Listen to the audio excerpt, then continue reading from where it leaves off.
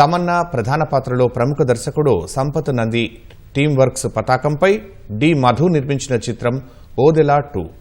Super natural thriller Odela railway station చిత్రానికి sequel గా అశోక్ తేజ దర్శకత్వం వహించిన ఈ చిత్రం విడుదల తేదీని చిత్ర బృందం ఖరారు చేసింది. వేసవి కానుకగా ఏప్రిల్ 17న ఓదెలా 2న భారీ ఎత్తున విడుదల చేస్తున్నట్లు సంపత్ నంది ప్రకటించారు.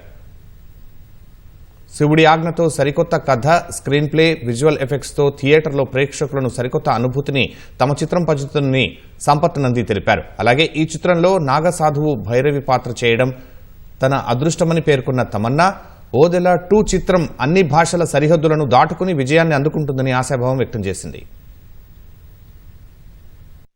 ఎప్పుడు వెళ్ళలేదు అండ్ శివులు భక్తులు ఉన్నా కూడా I never had the chance to go to Kashi before and I always wanted to go. I wanted to take my parents there, but this is very emotional for me because I thank you because that is the first day of shoot and I was blown. I think I was in a trance. I don't think I was there because I was blown by that place. కష్టాలు ఎంత చేసాము అవన్నీ అవసరం లేదు. ఈ cinema మీకు entertaining గా అనిపించాలని కోరుకుంటున్నాము.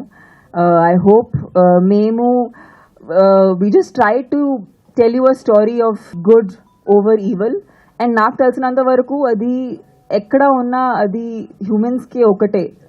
So I think